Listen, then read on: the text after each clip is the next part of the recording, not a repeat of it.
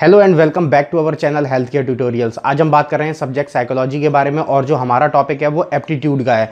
Aptitude के बारे में आज हम बात करेंगे कि उसकी डेफिनेशन क्या होती है, उसके टाइप्स क्या होते हैं, इंडिविजुअल डिफरेंसेस क्या होते हैं और साथ ही साथ बात करेंगे कि एप्टीट्यूड को मीज़र कैसे किया जा सकता है, कौन कौन से टेस्ट होते हैं जिनके थ्रू एप्टीट्यूड को मीज़र करेंगे। तो बात कर लेते हैं एप्टीट्यूड होता क्या है। तो एप्टीट्यूड एक तरीके से कह लीजिए कि ऐसी एबिलिटीज़ होती हैं जिनमें कि व्यक्ति स्किल्ड होता है या फिर जिनमें कि जो व्यक्ति है वो बहुत अच्छी तरीके से उन एक्टिविटीज़ को परफॉर्म कर सकता है, वो उसका एप्टीट्यूड कहलाता है।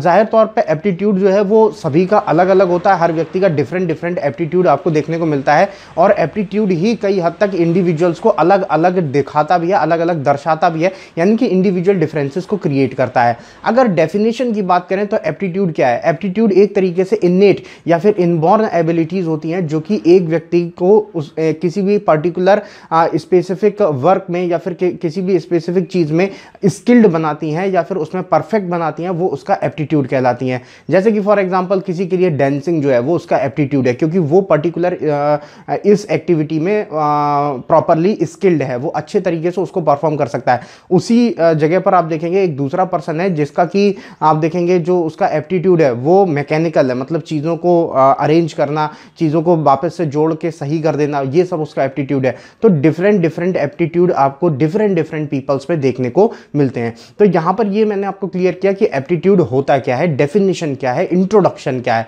नेक्स्ट बात कर लेते हैं कि एप्टीट्यूड के टाइप्स क्या क्या होते हैं। तो इसमें जो सबसे पहला टाइप आपको देखने को मिलता है वो मैनुअल मिल जाता है, मैनुअल एप्टीट्यूड। मैनुअल एप्टीट्यूड क्या होता है, एक ऐसा टाइप एप्टीट्यूड का जिसमें कि व्यक्ति एक तरीके से फिजिकली चीज़ों को करता है या फिर मोटार एक्टिविटीज़ जो इसमें आ जाती हैं या मोटार एबिलिटीज़ इसमें आ जाती हैं, वो उनमें अगर कोई व्यक्ति स्किल्ड है, उनमें अगर कोई व्यक्ति परफेक्ट है तो उसको मैनुअल एप्टीट्यूड बोला जाता है। इसमें आप देखेंगे जैसे कि मैंने अभी बताया था आपको, डांसिंग आ जाता है। डांसिंग एक मूवमेंट के थ्रू आप अपनी स्किल्स दिखाते हैं तो वो आपका मैनुअल एप्टीट्यूड में आ जाता है। उसके बाद नेक्स्ट आ जाता है मैकेनिकल एप्टीट्यूड। मैकेनिकल एप्टीट्यूड क्या होता है, ये एक ऐसा टाइप होता है एप्टीट्यूड का जिसमें कि आप चीज़ों को किस तरीके से अरेंज करके उसको सही करते हैं या फिर मशीन्स के साथ आप अच्छे तरीके से डील कर पाते हैं, आप मशीन्स के साथ डील करने में स्किल्ड हैं, तो वो सारे एप्टीट्यूड आपके जो हैं मैकेनिकल एप्टीट्यूड में आ जाते हैं। उसके बाद नेक्स्ट आ जाता है क्लैरिकल एप्टीट्यूड। ये एक ऐसा एप्टीट्यूड होता है जो कि ये बताता है कि व्यक्ति जो है वो मेंटल एबिलिटीज़ में स्पेशलाइज्ड है या स्किल्ड है, या फिर इंटेलेक्चुअल एबिलिटीज़ में स्पेशलाइज्ड है या स्किल्ड है। जैसे कि फॉर एग्जांपल कोई व्यक्ति है जिसकी मेमोराइजिंग कैपेसिटी बहुत ज़्यादा अच्छी है, वो बहुत जल्दी चीज़ों को मेमोराइज कर लेता है, बहुत जल्दी चीज़ों को लर्न कर लेता है, तो उनका क्लैरिकल एप्टीट्यूड अच्छा है। उसके बाद लास्ट आ जाता है अदर टाइप ऑफ एप्टीट्यूड। इसमें कई सारे एप्टीट्यूड आ जाते हैं, जैसे कि जनरल लर्निंग एप्टीट्यूड आ जाता है, इसके अंदर न्यूमेरिकल एप्टीट्यूड आ जाता है, ऐसे ही बहुत सारे एप्टीट्यूड्स हैं जो कि इसके अंदर आ जाते हैं। तो यहाँ पर बेसिकली ये 3 टाइप्स होते हैं और चौथे टाइप में बहुत सारे टाइप्स इन्वॉल्व हैं, हाँ, जो कि छोटे छोटे डिफरेंट एप्टीट्यूड्स रहते हैं, वो भी यहाँ पर आपको बताए गए हैं।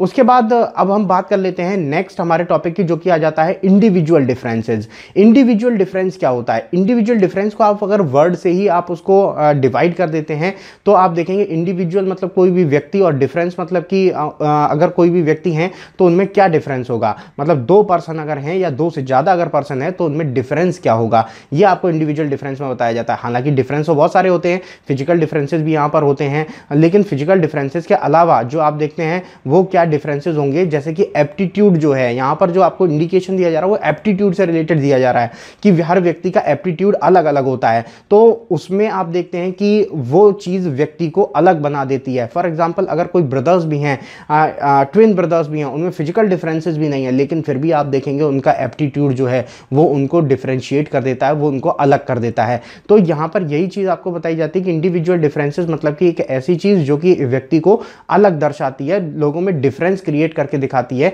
कि 2 लोग आपस में किस तरीके से अलग हैं। तो 2 लोगों की जो स्पेशलाइज्ड एबिलिटीज़ हैं यानी कि जो एप्टीट्यूड है वो अलग अलग आपको देखने को मिलते हैं, यही इंडिविजुअल डिफरेंस कहलाता है। उसके बाद जो नेक्स्ट टॉपिक आ जाता है वो आ जाता है आपका एप्टीट्यूड मीजरमेंट। एप्टीट्यूड को मीज़र कैसे किया जाएगा, कैसे हम एप्टीट्यूड को टेस्ट कर सकते हैं कि पर्टिकुलर व्यक्ति का किस चीज़ में एप्टीट्यूड है और वाकई में उसका एप्टीट्यूड उस चीज़ में है या फिर नहीं है। तो इसमें सबसे पहला जो टेस्ट आ जाता है वो आ जाता है आपका न्यूमेरिकल टेस्ट या फिर numerical reasoning test. Numerical reasoning test क्या होता है, यहाँ पर ये एक ऐसा टेस्ट होता है जिसमें हम ये पता लगाते हैं कि व्यक्ति का जो एप्टीट्यूड है वो नंबर से, न्यूमेरिकल से, इनसे रिलेटेड है या फिर नहीं है। तो इसमें कई सारे टेस्ट आ जाते हैं, जैसे फॉर एग्जांपल आप एस्टिमेशन टेस्ट कर सकते हैं और कई और टेस्ट भी कर सकते हैं। जैसे कि आपको जो स्क्रीन है उस पर एक टेस्ट भी दिखाया गया है जिसमें कि आपको ये दिखाएगा कि यूके में अनएम्प्लॉयमेंट जो है वो 3 साल में कितना ज़्यादा कम हुआ या कितना ज़्यादा बढ़ा, ये सारी चीज़ें आपको दिखाई गई हैं। तो इसमें व्यक्ति जो है वो न्यूमेरिकल से डील करके एक ग्राफ प्रेजेंटेशन आपको दिखा रहा है